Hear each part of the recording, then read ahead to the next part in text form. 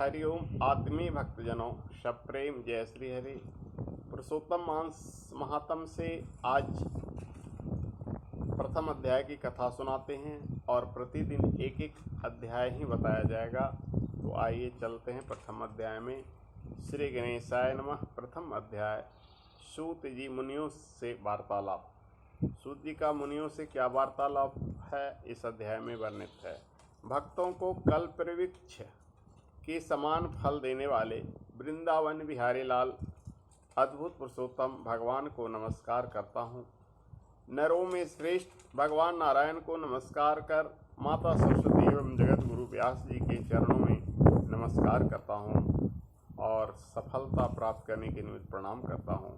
नैमिषारण्य क्षेत्र में जग करने के लिए असित देवल बैल सुमंत विप्लवचन सुमति कश्यप जावाली भृंगु अंगिरा वामदेव सुतीक्ष्ण सर्वंग पर्वत अपस्तम मांडव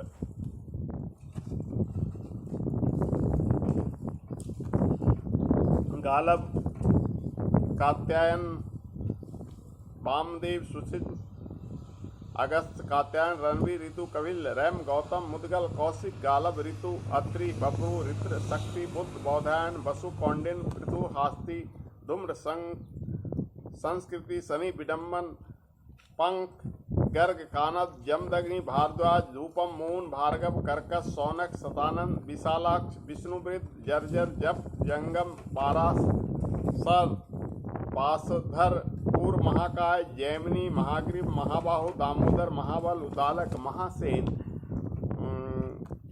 आर्त आमलक प्रिया ऊर्ध्वपाद एकपाद दूरधर उग्रशील जलासी पिंगल अत्रि रिभु सांडी तथा कन्व काल कवल कलाधर श्वेतबाहु रोमपाद कद्रु कालाग्नि रुद्राक्ष श्वेतांबर सर्वंग प्रशिष्व आदि ब्रह्मनिष्ठ एवं वेद पाठी।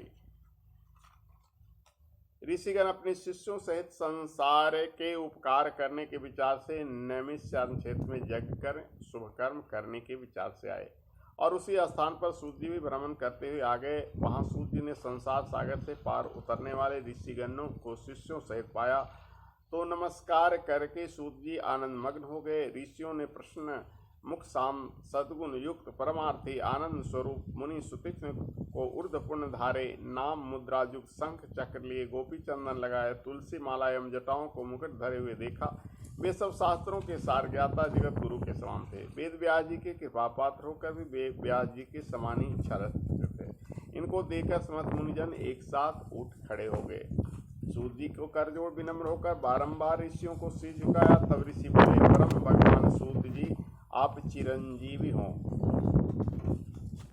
हमारे बनाए हुए इस उत्तम आसन पर विराजिए। सूत जी मुनियों से तप वृद्धि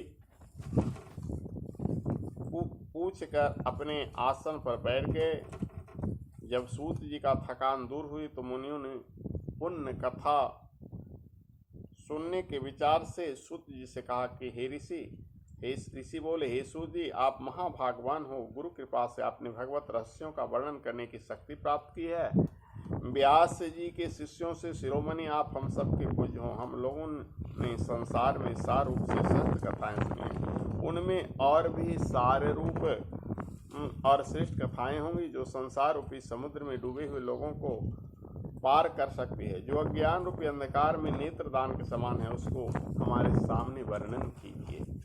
ऋषियों के ऐसे वचन सुनकर सूत जी बोले, हे मुनि जनों, मैं पहले पुष्कर नामक तीर्थ को गया। वहां स्नान कर ऋषियों और पितरों को पिंडदान किया। तब जमुना तट गया। कर्मानुसार अन्य तीर्थों में होता हुआ गंगा तट पर आया। फिर काशी होकर गया पहुंचा।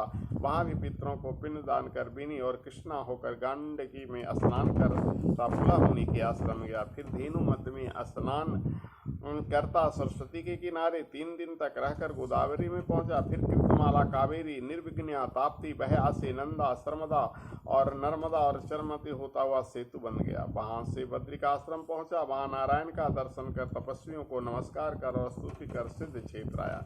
इन सभी तीर्थों में भ्रमण प्रयत्न करते हुए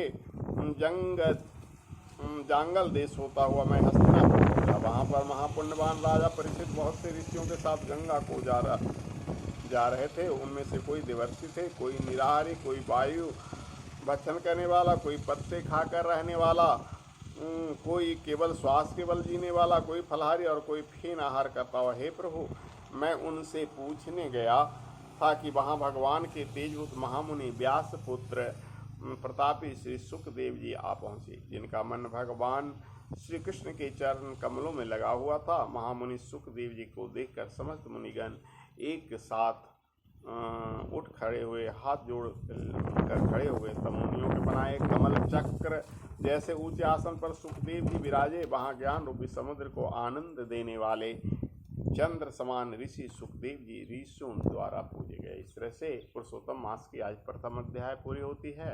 प्रत्येक अध्याय प्रतिदिन एक एक एपिसोड के साथ आप प्रतिदिन श्रवण कीजिए। आदि से अंत तक पुरुषोत्तम मास का फल मिलेगा। जय श्री हरि। हरि ओम तत्सत। ओम।